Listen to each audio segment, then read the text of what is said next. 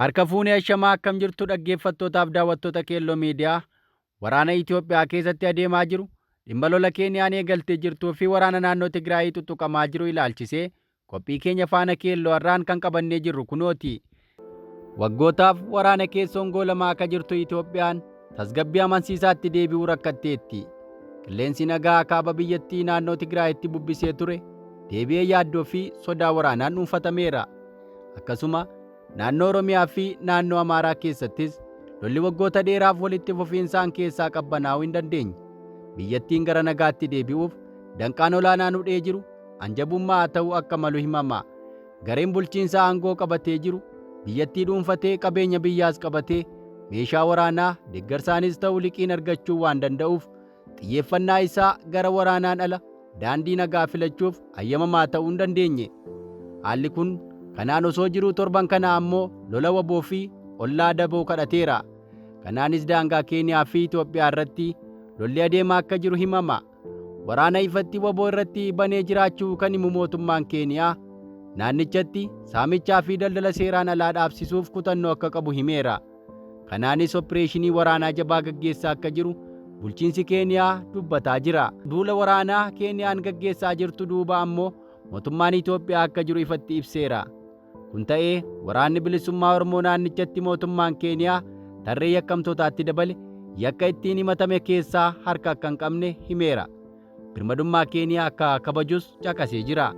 Kanaan alatti garuu naannichatti lolli adeemaa jiru Itoophiyaa gara nagaatti deebisaa jechuun hafee jeeqama hamaa fiduu akka malu yaaddoo qabu ibseera. Tarii haalli amma mootummaan Itoophiyaa saganteeffatee ka'e kun akkuma waboon jedhu waraana itti fufaa hordofsiisuu mala jedhamee sodaatama. Duula waraanaa Keeniyaan labse kanaan hawaasni nagaan aleelamaa jiraachuu qondaalota mootummaa bakka bu'oota uummataa dabalatee caasaan mootummaa bulchiinsaa hawaasni Oromoo keessa jiraataa jiru mormaniiru.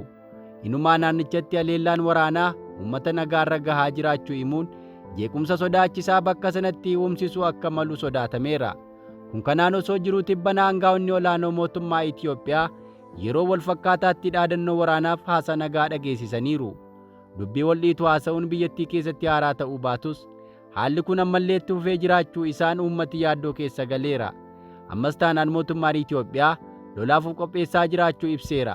Gama kaaniin ammoo haasaa nagaa buusuu jedhu dubbachuu jabeesseera. Aangaa'onni mootummaa Itoophiyaa yeroo wal fakkaataatti dhaadannoo waraanaaf dubbii nagaa taasisuun yaada burjaajii bakka qabaa nama dhabsiisu dubbataniiru. Rakkoo nageenyaa qawwee miti kan injifattu siyaasatu injifataa akka jedhu obbo Shimallis Abdiisaa ture. Naannoo waraanaan bututaa jirtu Oromiyaa irratti pirezidaantii ta'uun gaggeessaa akka jiru obbo Shimallis Abdiisaa injifannoon gama qawween dhufuu akka hin dandeenye caqasee ture. Yaadni kun tarii mootummaa Itoophiyaa injifannoon gama waraanaan dhufa jedhuuf hojii isaa lola taasifatee gara qalbii nagaatti fidinnaa laataa kan jedhan yaada kana ilaalcha gaariin fudhataniiru. Naannoo Oromiyaa keessatti waraanni waggaa 6 ol adeemsifamaa akka jiru haga ammaallee furmaanni isaa dhibeera. Haasaa waltajjii irraa akkuma ammaa nagaa irratti kafuulleeffate ture. Ta'us bakka haasa'ametti argamuu dhabuu mootummaatiin dararaan hawaasa irra ga'u bubbuluu danda'eera. Pirezidaantii mootummaa naannoo Oromiyaa Shimallis Abdiisaa cabiinsa gama hiyyummaa fi rakkoo nageenyaan jiru furmaata kadhabe sababa hooggansi miseensa sochoosee olaantummaa siyaasaa mirkaneessuu dadhabuu isaatiin ta'uu dubbatan. Pirezidaantii Shimallis gama raawwii hojii paartii fi mootummaa gidduu kana gaggeeffame irratti haasawaa taasisaniin hanga olaantummaan siyaasaa sadarkaa barbaadame mirkanaa'utti hojiiwwan yaadaman karaa hiikoo qabuun deemuu akka hin dandeenye kaasaniiru. Rakkoo nageenyaa furuuf siyaasni furtuu ta'uu kan eeran pirezidaantichi rakkoo nageenyaa qawwee miti kan injifatu siyaasatu injifataa jedhu. Kun ta'ee ajajoonni waraanaa mootummaa ammoo lolaaf qophaa'oo ta'uu ibsu. Miidiyaa mootummaa faanaan gidduu kana akka gabaasaa jirutti loltoonni mootummaa lolaaf qophaa'uu isaanii caqaseera. Akka gabaasi faanaa jedhutti humni makaanaayizidii erga makamuu ga'umsaan raawwachuuf qophaa'aadha jechuun Laatinaal Jeneraal Biraanuu Baqqalaa wabeeffachuun gabaasee ture. Laatinaal Jeneraal Biraanuu Baqqalaan humna makaanaayizidii naannawaa dirqamaatti argamu daawwataniiru ka jedhu gabaasichi. Humnichi yeroo kamuu eessattuu dirqamaa fi ergama isaa ga'umsa olaanaan raawwachuuf qophaa'ummaa dandeessuu qabaachuu ifoomsee ture. Akka dhaabbataatti raayyaa ammayyaa fi piroofeeshinaalii ta'e ijaaruuf xiyyeeffannoon mootummaan hojjetaa akka jirus gabaasichaan caqasamaa ture.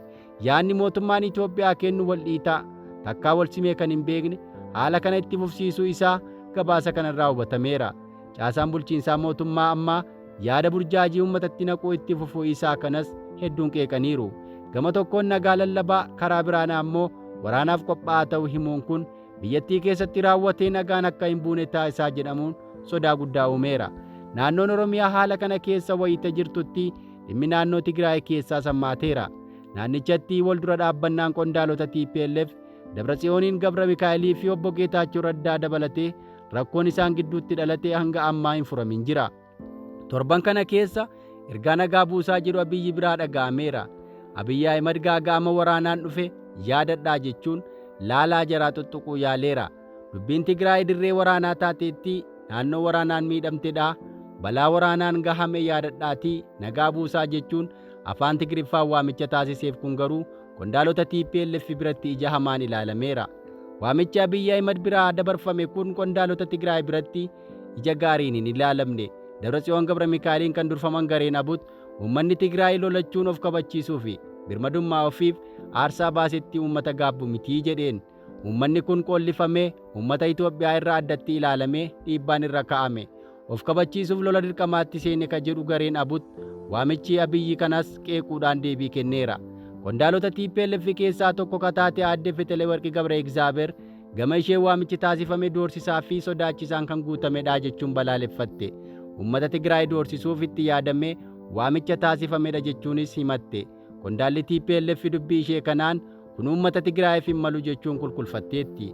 Nuti waraanan barbaannu garuu gaaffii keenya qixa sirrii ta'een gaafachuu itti fufnaa jetti. Aadde Feteleworqi akka jetteetti ergaan Abiyyi gaarummaa waan qabu fakkaataa garuu akeekkachiisa of eeggadhaa jedhus of keessaa qaba. Kanaaf gara waraanaatti akka geessu sodaa uummata biratti uumeeraa jetti. Abiyyi Ahimaditti yaadee uummata keenya shororkeessaa jira jechuun ibsiteetti. Ergaa Abiyyi kanas yaada uummata Tigraay balaa irra buusuuf hojjetamu keessaa tokko akka ta'etti ilaallaa jetti. Uummata Tigraayiif kun hin malu, sodaachisuu fi doorsisuun uummata keenyaaf hin malu jechuun yaada Abiyyi kana balaaleffatte. Yeroo ammaa kana haalli guutuu Tigraay keessatti mul'atu waraanaaf akka hin mijoomnes dubbatteetti. Yaada gamaa gamanaa kana irraa akka hubatamutti naannichatti ammas waraanni bifa haaraan dhalachuu mala jedhamee sodaatama. Dubbiin walitti daddarbatamu kan haala jiru ammeessu malee biyyattii gara nagaatti kan hin oofne ta'uu hubatama. Walumaa galaa Itoophiyaa keessatti haalli jiru hammaataa adeemaa akka jiru malee furmaata waaraaf akka deemaa hin jirre hubatama. Egaa dhaggeeffattoota qophii faana keelloo qophii nuti irra qopheeffanne kan hangammaa dhaggeeffattan ture. Qophii wal fakkaatuun hanga walitti deebinutti nagaan nuuf tura.